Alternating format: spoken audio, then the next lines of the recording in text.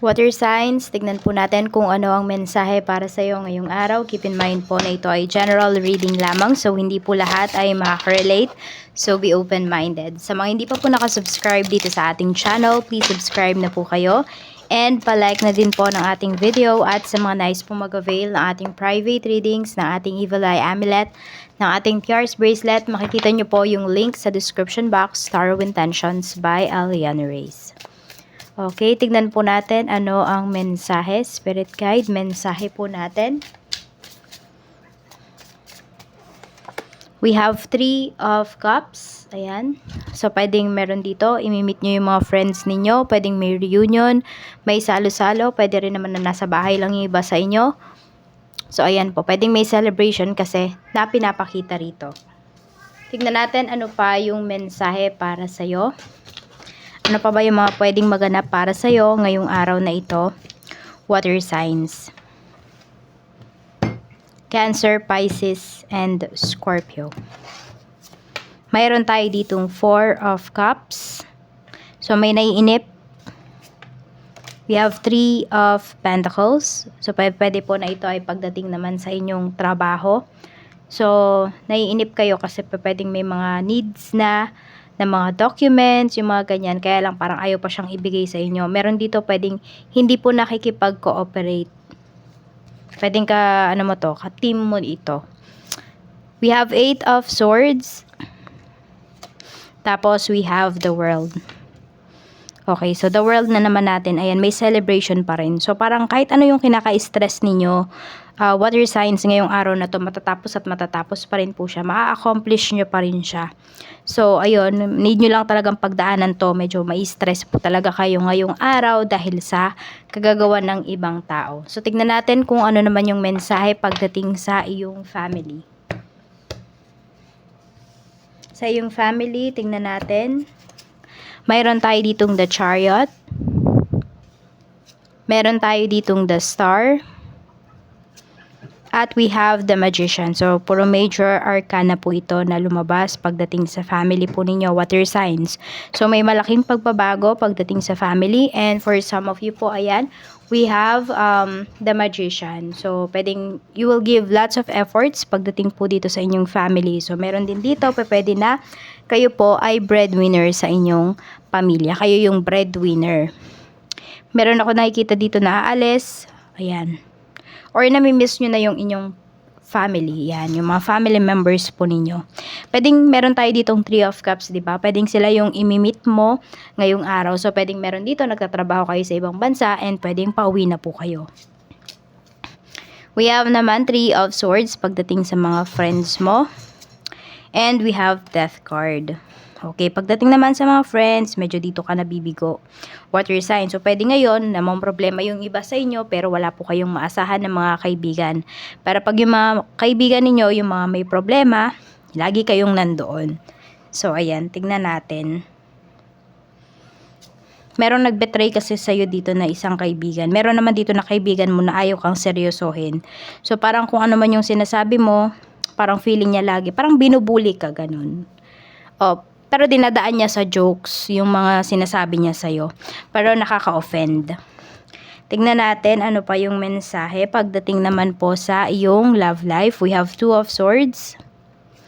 Meron tayong 5 of Cups, so may nanghihinayang dito. So, pwedeng yung taong to wala na kayong contact. Oo, pwedeng ginose ka niya.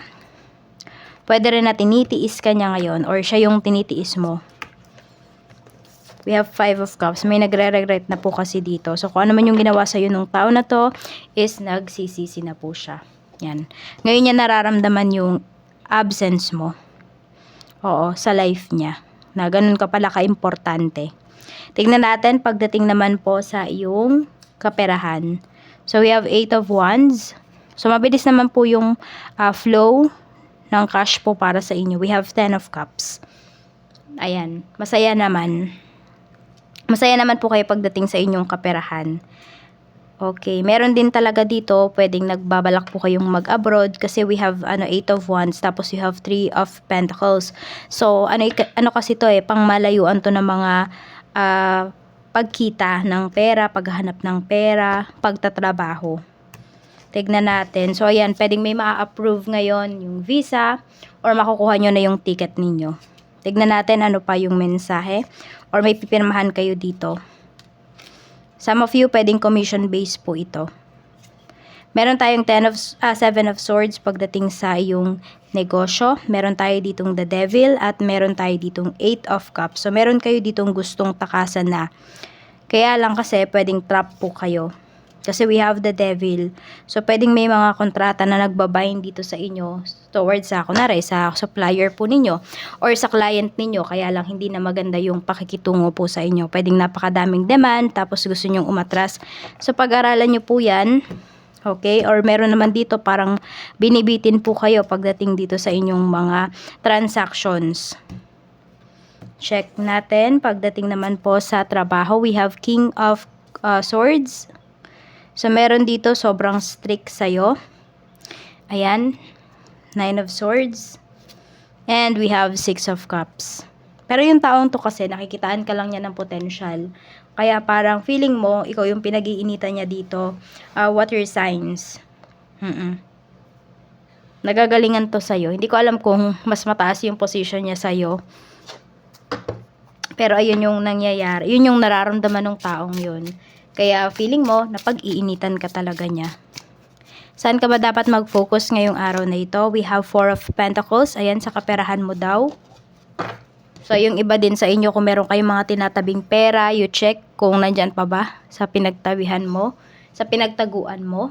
Kung hindi po yan sa bangko, tignan mo po. Magtipid daw ngayong araw na ito. So, tignan natin ano pa yung mensahe. Mensahe pa po natin, Spirit Guide for water signs. Meron tayo ditong expression, open up your heart and connect with others. Express your creative self. So, ito yon pagdating to sa trabaho, diba? Ito nga yung pinapakita na matatapos nyo din to, kaya lang may stress po kayo na pagdadaanan. So, sabihin nyo kasi yung mga expectations po ninyo doon sa mga co-workers ninyo para mabilis din ninyong matapos yung inyong mga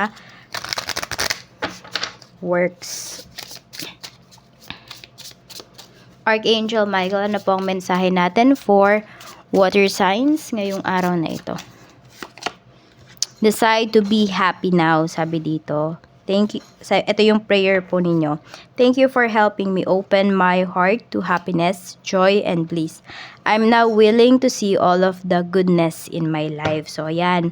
Iba, matatapos na kayong mag-complain or hindi na nga kayo magre-reklamo sa mga nangyayari sa life ninyo. Ang gagawin nyo na lang is you will do your best at magpo-focus kayo dun sa mga good things at sa mga bagay na dapat maging grateful po kayo. Ito yung lucky numbers mo. We have number 9, 54, 10, 49, 44, and number 3. Maraming salamat po. Mag-iingat kayo always and more blessings to come.